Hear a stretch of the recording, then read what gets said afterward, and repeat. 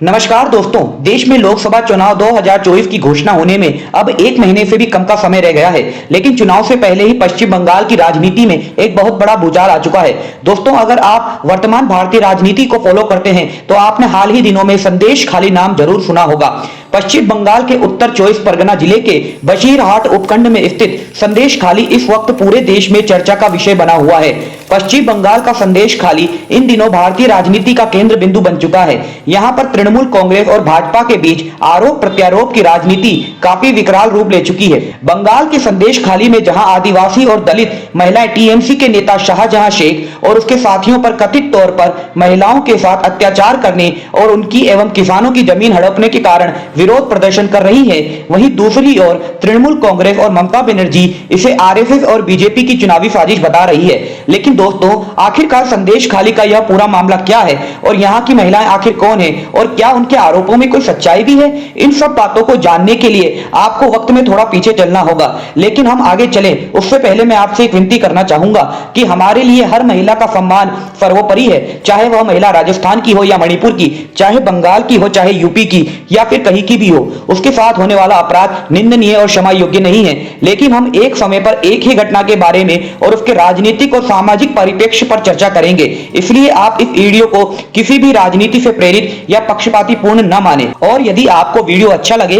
तो इसे पूरा देखने के बाद लाइक जरूर कीजिएगा और चैनल को सब्सक्राइब जरूर कीजिएगा। चलिए आगे बढ़ते हैं। दोस्तों, यदि हम थोड़ा पीछे चले तो आपको याद होगा कि 5 जनवरी को पश्चिम बंगाल में राशन घोटाले की जांच करने के लिए ईडी की टीम जब टीएमसी नेता शाहजहां शेख के घर पहुंची थी तो उसके समर्थकों ने ईडी की टीम पर जानलेवा हमला कर दिया था, जिसमें ईडी के अधिकारी घायल हो गए थे। उसके बाद से ही शाहजहां शेख फरार हो गया और उसका अभी तक कुछ पता नहीं चला।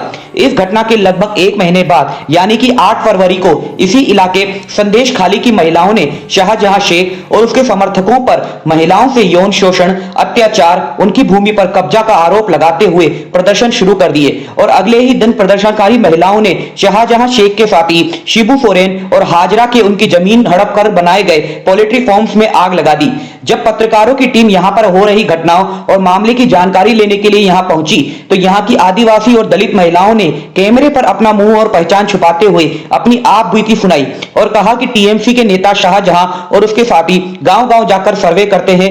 जो कोई महिला या बच्चियां उन्हें पसंद आ जाती है तो वह उसे पार्टी ऑफिस ले जाते हैं और उसे कई रातों तक वहीं रखते हैं और उसके शोषण के बाद उसे घर छोड़ जाते हैं। लगभग बीते कई सालों से उन सब पर यह अत्याचार हो रहे हैं। जब भी कोई महिला या अन्य व्यक्ति इन लोगों के खिलाफ आवाज उठाता है तो उसे धमकाया जाता है या फिर मार दिया जाता है। अब जबकि शाहजहां शेख फरार है और उसकी ताकत में कमी आ गई है तो उन लोगों ने अपने ऊपर हो रहे अत्याचारों को दुनिया के सामने बताने की हिम्मत आ गई है। दोस्तों, इस मामले के बाहर आने के बाद पश्चिम बंगाल की मुख्य विपक्षी पार्टी बीजेपी और सीपीआईएम ममता बनर्जी पर हमलावर हो गई है, क्योंकि इस मामले में तृणमूल पार्टी के पार्टी ऑफिस और उसके कार्यकर्ताओं का सीधा इन्वॉल्वमेंट मिलता है। इसलिए इस मामले को डिफेंड करना ममता बनर्जी के लिए भी काफी मुश्किल हो रहा है। पहले तो ममता बनर्जी ने विधानसभा के पटल पर उल्टा भाजपा पर ही आरोप लगाते हुए इसे आरएसएस और बीजेपी का गढ़ बता दिया और कह दिया कि यह एक दो महिलाएं जो बयान दे रही है वह भाजपा के द्वारा ही प्रायोजित है और यह सब उनकी सरकार को बदनाम करने के लिए किया जा रहा है। लेकिन जब एक के बाद एक काफी सारी महिलाओं के सामने आने पर और उनके द्वारा प्रदर्शन करने से और इस घटना के बाद टीएमसी के कई नेताओं पर एफआईआर दर्ज होने के बाद ममता बनर्जी भी उल्टा बैकफुट पर आ गई हैं। उसके ऊपर से इस पूरे घटनाक्रम का मास्टरमाइंड और ममता बनर्जी का खास नेता शाहजहां शेख भी 5 जनवरी के बाद से ही फरार है और अभी तक बंगाल की पुलिस उसे पकड़ नहीं पाई है। पश्चिम बंगाल के राज्यपाल सीवी बोस ने केंद्र को सौंपी गई रिपोर्ट में इस बात को पुष्ट किया है कि महिलाओं के साथ अत्याचार हो रहा है और यहाँ की पुलिस अपराधियों को बचाने की कोशिश कर रही है। और इसके अलावा राज्यपाल ने राजभवन के दरवाजे भी पीड़ित महिलाओं के लिए खोल दिए हैं। इसके बाद 13 फरवरी को इस मामले में कलकत्ता हाईकोर्ट ने स्वतः संज्ञान लेते हुए राज्य सरकार को 1 हफ्ते में अपनी रिपोर्ट कोर्ट में सबमिट करने के लिए कहा और धारा 144 को भी निरस्त कर दिया। 15 फरवरी को जब विपक्ष पार्टियों ने इस मामले में विधानसभा में हंगामा किया तो भाजपा विधायकों को सदन से निलंबित कर दिया गया। ममता बनर्जी ने विधानसभा के पटल पर कहा कि वह राज्य में किसी महिला के साथ अन्याय नहीं होने देंगी। दोस्तों, इससे पहले खुद ममता बनर्जी, जो कि इस मामले को पूरी तरह फर्जी और बेबुनियाद बता रही थी और इसे भाजपा की साजिश बता रही थी, अब खुद उनकी पुलिस द्वारा महिलाओं की शिकायत, सबूत और भारी दबाव के बाद 18 लोगों की गिरफ्तारी उन्हें करवानी पड़ी।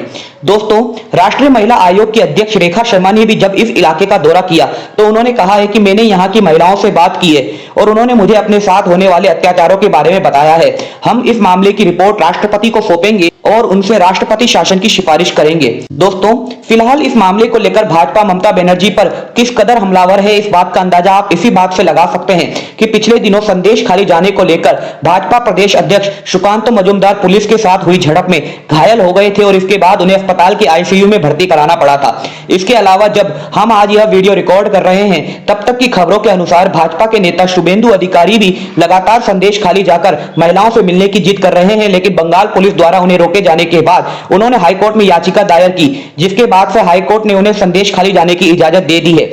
इसके अलावा कांग्रेस और सीपीआईएम ने भी अपना विरोध दर्ज करा रहे हैं, लेकिन उनका विरोध बीजेपी की तुलना में कहीं कम दिखाई देता है, क्योंकि कांग्रेस और सीपीआईएम भी टीएमसी के साथ ही अभी भी इंडिया गठबंधन का हिस्सा है। दोस्तों, पिछले कई महीनों से मणिपुर को लेकर विपक्ष के करारे हमले झेलने वाली भाजपा अब संदेश खाली के मामले को लेकर पश्चिम बंगाल में फ्रंट फुट पर बैटिंग करना चाहती है, क्योंकि यह मामला ऐसा है जिसमें कोई आम व्यक्ति नहीं बल्कि ममता बनर्जी के पार्टी के मजबूत नेता और कार्यकर्ता सीधे तौर पर शामिल हैं और सारे सबूत भी उनके खिलाफ जा रहे हैं। इसलिए संदेश खाली का मामला ममता बनर्जी के गले की फांस बन चुका है।